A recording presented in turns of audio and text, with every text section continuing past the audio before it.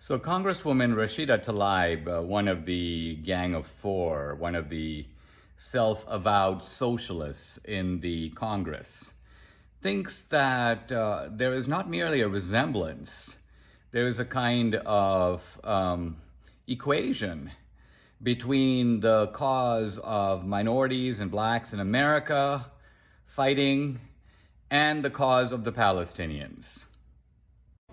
Our freedom is interconnected with black, brown, indigenous. It is connected. What they are doing to the Palestinian people is what they continue to do to our black brothers and sisters here, to the immigrant community here in America. So I want you to know this. As you are marching for freedom of Palestine, please know that you must be marching for everybody's freedom. It is all interconnected. And so this is how you grow this movement. This is how you spread the truth. Thank you so much. Thank you. Thank you. Salams. Wow.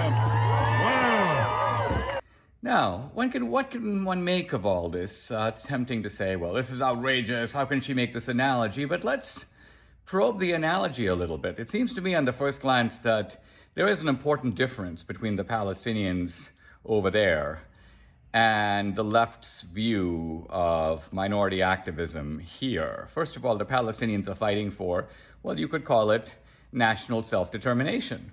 They want their own country. They want their own state. They're affirming the principle of nationalism. So the left, deplores nationalism, but here you have a left-wing nationalism. In the case of the Palestinians want, in that sense, their collective freedom from the say-so of Israel. Now, this is completely different, by the way, of what minority activists in America on the left want for blacks and other Latinos. They don't want ethnic self-determination. They don't want leave us alone. They don't want, in a sense, give us our own state. On the contrary, they want dependency. They want the state to take care of them. They want whites to assume responsibility for the fate of blacks. That's the whole point of white privilege. Recognize that it's your ancestors and your privilege because of what you have, and I want you now to basically, well, essentially you owe me a living. So there's an important difference of thrust between these causes. Now, there is a similarity, and in this sense, Rashida Tlaib is correct, but not in the way she thinks. She thinks that all these groups are fighting for freedom. But in fact, that's not quite the case. What you have are groups that evidently can't make it on their own, that are manifestly unsuccessful in comparison to the groups around them. And so they develop this sort of victim politics. They develop this idea that they can not only get the psychological comforts of victimization, in other words, my problems are not my fault.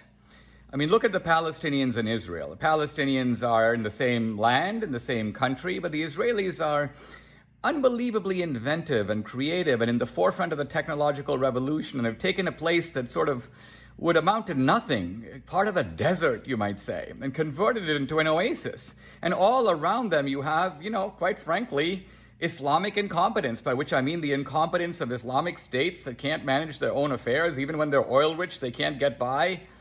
And the Palestinians are a good example of this.